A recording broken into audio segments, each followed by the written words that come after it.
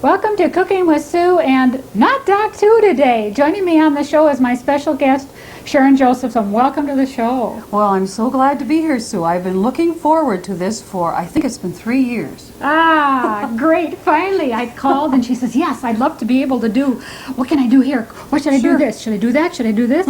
And what are we going to be doing Well, today? what we're going to do is we're going to start getting ready for Christmas. Okay. And one of the best ways to begin getting ready for Christmas is to talk about Christmas cookies. Great. And it's the one time of the year when you can really sort of splurge and do cookies that you normally wouldn't do, or special desserts or whatever. Right. So this, I think it should be sort of fun. I hope it doesn't turn into a disaster. I don't think so. You've demonstrated before. Yes, I have. I am an old demonstrator from Wilkin County. I grew up in Breckenridge and was a 4-H member for nearly almost 10 years. Okay.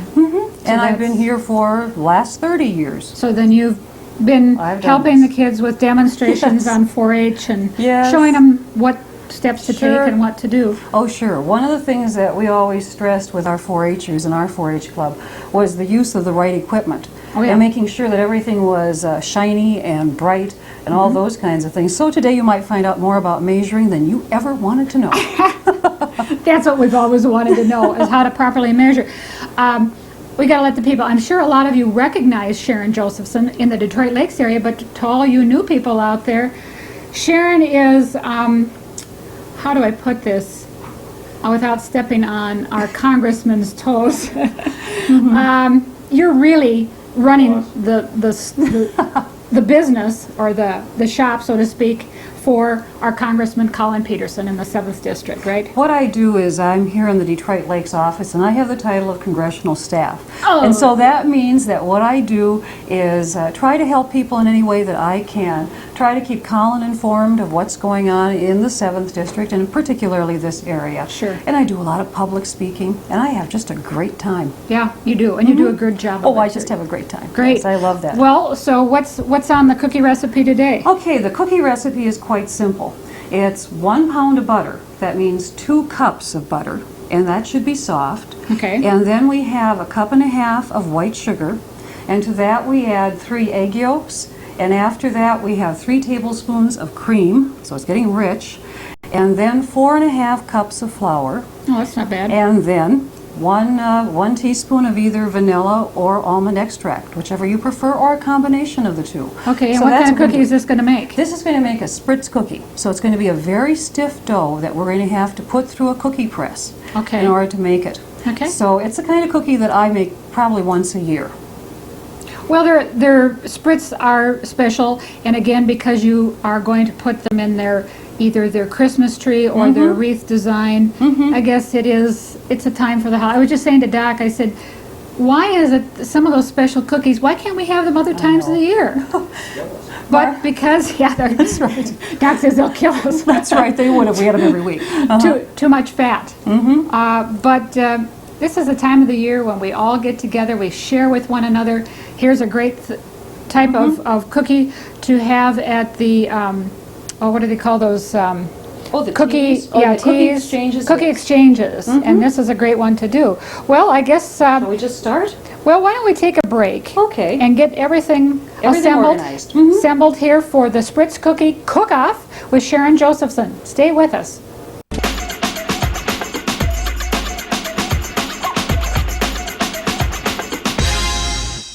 For seniors who wish to make their own choices in apartment living in Detroit Lakes, St. Mary's Regional Health Center offers the finest. From completely independent living to optional nutrition, rehabilitation, medical, or nursing services, St. Mary's offers Lincoln Park and Winchester on Washington. You can choose the level of independence and care in a modern environment of safety, comfort, and convenience. Please call 847-0894 today for information about senior living choices at St. Mary's in Detroit Lakes. So you'll notice here that the butter is softened butter. I had the butter sit out from this morning just at room temperature, and so it has a nice consistency. If you try to do this with hard sticks of butter, it does not work. And if you try to do this with butter that you've melted in the microwave, it does not work. So You've I tried found it a little all. bit. Oh, I've tried it all. The person who usually makes these cookies at our house, to tell you the truth, is my husband Roger. Great. And Roger likes to use the mixer. And he has been known to use hard sticks of butter. And we have had little flecks of butter all over the kitchen. So it's probably a little bit safer if you use the warm butter. And not melted. plus the fact that you're doing this all by hand. You have to take that out, Doc.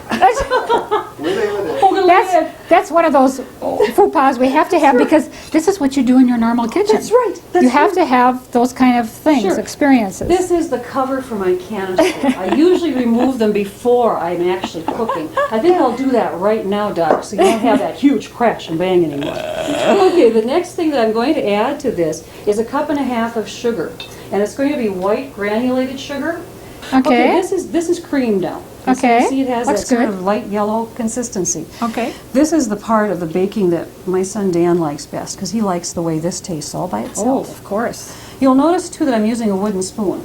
It's a little easier to use a wooden spoon. If you use a metal spoon, you're going to tend to have it bend. So it's actually better to use a wooden spoon for this kind of a operation. Now we're going to add 3 egg yolks. Okay. And this ought to be fun. Okay, let's see how you do it. All right, the way we're going to do the egg yolks, and you notice I also have a damp dishcloth under the bowl. That's so it doesn't slip around for me. Oh, that's nice. All right, the way we're going to do Gee, this... we're learning a lot of new things here today. Fun things. The way we're going to do this is we're going to do this supposedly the proper way.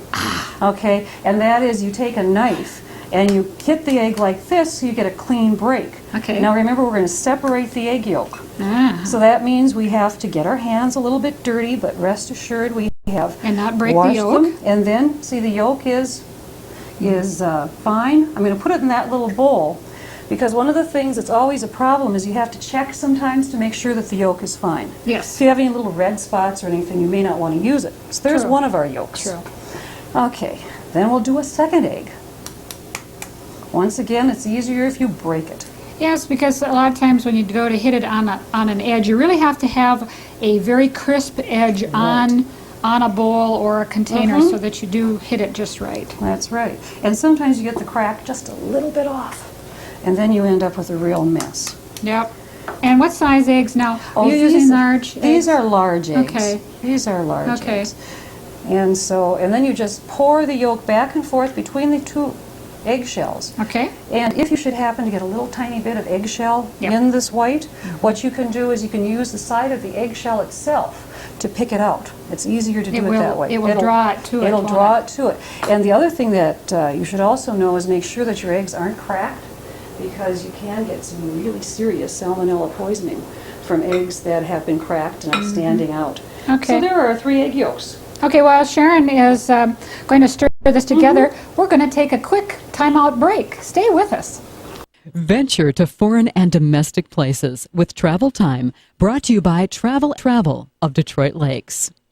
Welcome back to Cooking with Sue and Sharon Josephson too, and we're doing spritz cookies. We've now added the 3 egg yolks. What's next on the... Okay, what we're going to do next is we're going to add 3 tablespoons of cream. Now this is whipping cream. Okay. And it should be whipping cream once again. You can get away with evaporated milk, but if you use plain milk, you're going to have some trouble. Yep, You I can need to see that. have you need to have the thickness here.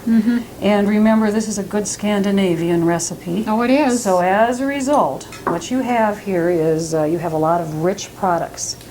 The other thing that I'm going to do right now is I'm also going to add the teaspoon of the flavorings. And what we do at our house is we like a combination of vanilla and the Almond. So we're going to Ooh, have that's both. nice. And I'm going to stir the cream in. Whoops, there we go again, Doc.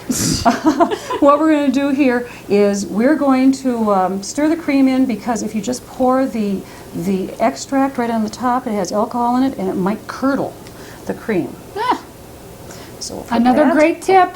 Sure. We're just full of tips today. Yes. Okay, and now we'll sort of hold that up so you can see. And this is really all the liquid that you have in this recipe. And you'll notice it's a very simple kind of recipe. Okay, at this point what we're going to do is we're going to add the flour.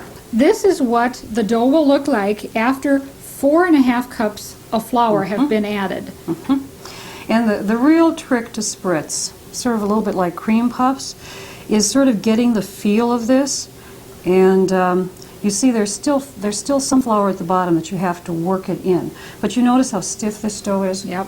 See how That's it is? the way it has to be. Has to be this stiff, and then you really won't be able to tell until you've put that first one through the press. Okay. And the other thing too is you might not even know until you bake it what it's going to be like. If the dough seems too not quite thick enough, what you can do is put it in the refrigerator. We usually refrigerate this dough for about an hour beforehand. That's a good. And then if you have difficulty, sometimes it's because the dough was too cold. So I mean the whole thing is just a real iffy situation. I always like to tease my mother-in-law and my mother that there must have been a cookie recipe contest in Norway and Sweden about 100 years ago, and every woman was given the same thing. They were given a pound of flour, a pound of butter, some white sugar, and a couple eggs, and said, you know, go ahead and do something with this. Okay. And because I think every cookie is white, right? Yep. Every cookie has the same basic ingredients. It does. And so they sort of start looking all alike. Okay. Well, when Sharon did a little bit of the almond and the vanilla extract, that adds a wonderful new flavor because we've always used the vanilla. And I've known I also have just tasted straight almond, but I think the combination is a nice added flavor. So why don't you give that a try? What they do with this is they also use this for cake decorating sometimes. I've never been able to figure out how you use equipment this size for cake decorating. Here, can I move this? But they do that. And then the other thing that they use this for is canapes, things like that. I don't use it for that. No, I remember seeing the old instruction book. And yes. Yeah. All these wonderful things. Well, now, watch. The way that you do this, once again, you have to be a little, not too squeamish about your fingers.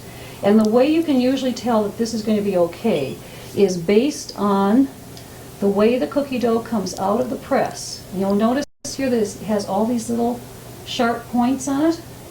Oh, so we're going to have different wreaths of different sizes. What I'm going to do here is I'm going to show you a couple different sizes here. Okay. You can make them very big, and you can also make them very small. This makes a lot of spritz cookies, depending upon the size. But what I want you to notice here, you see all these little individual points? That means the dough is stiff enough, from my experience. Oh, great. If you end up with very smooth cookie dough, then you haven't, needs more flour. You have enough flour. And you notice here too, I'm using my fingers. Sure. You can use a knife. Like I say, my husband is very adept at that. Martha's very adept at that. I am not adept at that. And just do a little turn, and then you can fiddle with it a little bit. Oh, great. So depending upon what you're making these cookies for, Sure. you can have different sizes. Right. And then you just join the two ends. And like I say, Roger is very adept at using a knife and looking very good. But this probably is the easiest way to do it. Wonderful. Well, what we're going to do is continue doing this, and what they're going to be putting them into is a 350-degree oven. Right. It seems like everything goes 350. That's right. But we're going to take a break. We'll be right back.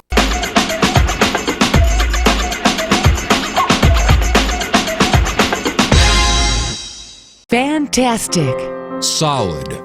Personal design consultants. #1 in Minnesota and the Dakotas for customer satisfaction. Foltz Buildings, completely erected with warranty. Ask your friends and neighbors. They'll tell you. Thanks, LMG. Thanks, LMG. Hi, this is Tim Westbrook with Lakes Mortgage Group. Buying or building a new home can be an overwhelming process. Our experienced staff at Lakes Mortgage Group will help guide you through this important event.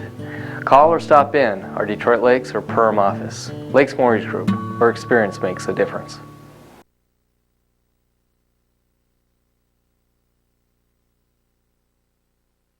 Well, this is what it looks like. You can take your spritz cookies. Sharon, Sure. what would you like to serve with your spritz cookies? Well, I'll tell you, if this were my house, we'd probably have this on Christmas Eve. And one of the things that we'd serve is fruit soup.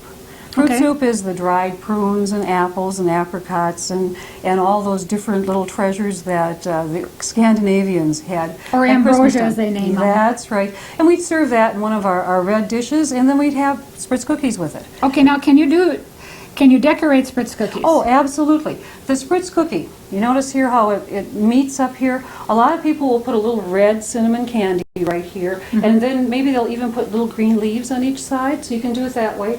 You can also dye them, as Doc said. You can make them red or green or any color that you choose. Good Norwegians, though, probably would leave them white. You know, very nice and very simple and very pure.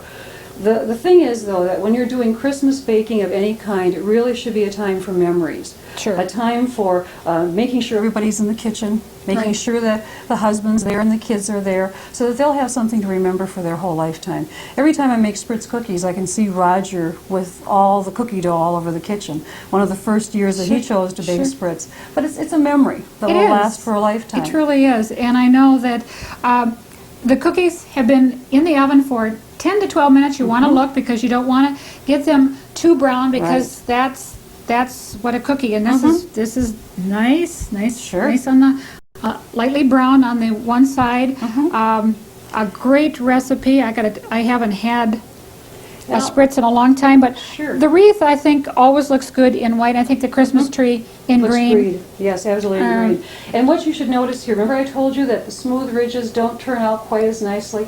This cookie has a smooth ridge. This one has all the little points, and you can see the little points actually look better. Doesn't make any difference as far as the taste, but the look makes a big difference. And you said 6 to 8 dozen, depending upon the size, and you like to make them. And I think the small size is nice. About this size, and that's not difficult to do. And don't be afraid to use your fingers as long as you really clean them well beforehand. Well, this has been great, and as you can see, the presentation that Sharon has, she gets an A+. That's right. On her presentation, because that's very important. Thanks so much for being on the show, and we'll look forward to having you back on with the cookbook series. Sure, thank you. Great. This has been Cooking with Sue and Sharon Josephson, too. Enjoy.